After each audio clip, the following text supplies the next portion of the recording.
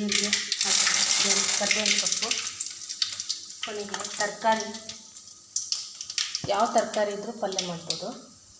ಈಗ ಎಲ್ಲ ತರಕಾರಿ ಒಂದೊಂದೇ ಇರುತ್ತೆ, ಅದಕ್ಕೆ ನಾನು ಇಷ್ಟೆಲ್ಲ ಹೆಚ್ಕೊಂಡಿದ್ದೀನಿ.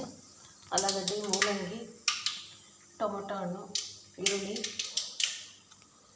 ಕೋಸಗಡ್ಡೆ, ಯಾವ ತರಕಾರಿ ಇದ್ದರೂ ಮಾಡ್ಬೋದು. ದೋಸೆಗೆ ಪಲ್ಯ ಮಾಡ್ಕೊತಾ ಇದ್ದೀನಿ ನೋಡಿ. ಹಾಕ್ತೀನಿ, ಫಸ್ಟ್ ಈರುಳ್ಳಿ ಹಾಕ್ಕೊತೀನಿ.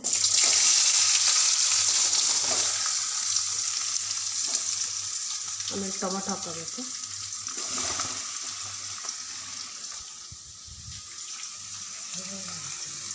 ಟೊಮೊಟೊ ಹಾಕ್ಕೊಂಡು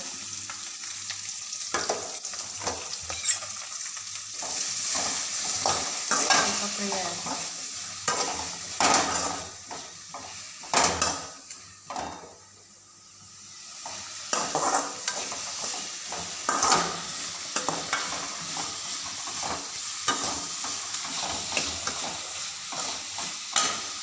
ಟೊಮೊಟೊ ಈರುಳ್ಳಿ ಹಾಕಿದ್ಮೇಲೆ ಸ್ವಲ್ಪ ಉಪ್ಪು ಹಾಕ್ಕೊಂಡ್ರೆ ಬೇಗ ಬೇಯುತ್ತೆ.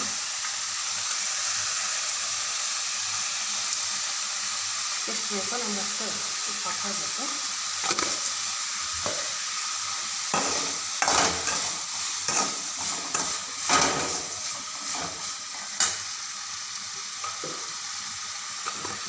ಜೊತೆಗೆ ಅರಿಶಿಣ,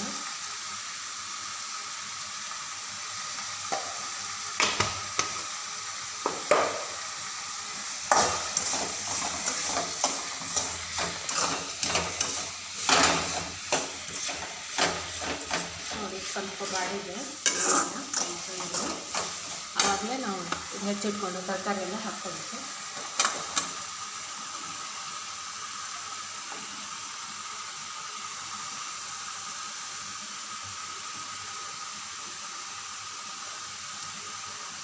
ತರಕಾರಿ ಹಾಕಿದ್ಮೇಲೆಲ್ಲ ಮಾಡಿಕೊಂಡು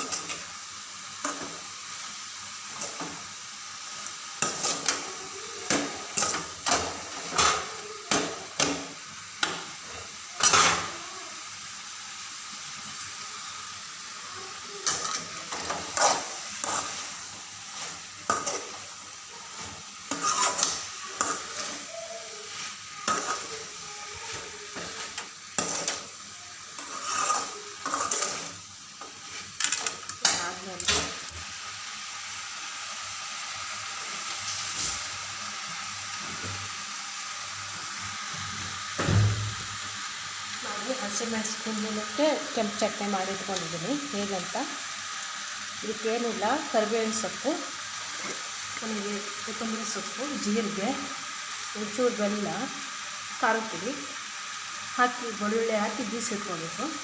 ಹೀಗೆ ಪಲ್ಯಕ್ಕೆ ಹಸಿಮೆಣಸಿನಿಂದ ಹಾಕ್ಕೋಬೋದು. ಹೀಗೆ ಮಾಡಿ ಇಟ್ಕೊತೀನಿ, ಫ್ರಿಜ್ಜಲ್ಲಿ ಇಟ್ಕೊತೀನಿ. ಹೀಗೆ ಮಾಡಿ ಈಗೇನಿಲ್ಲ, ಸ್ವಲ್ಪ ಹೊತ್ತು ಕೈಯಾಡಿ ಸ್ವಲ್ಪ ನೀರು ಹಾಕಿ ಮುಚ್ಚಿಟ್ಕೊಬೇಕು. ಪಲ್ಯ ಆಗುತ್ತೆ ನೋಡಿ. ನಾನು ಏನಾದರೂ ಮಸಾಲೆ ಏನೂ ಹಾಕೋದಿಲ್ಲ, ಮಸಾಲೆ ಏನೂ ಬಳಸಿಲ್ಲ.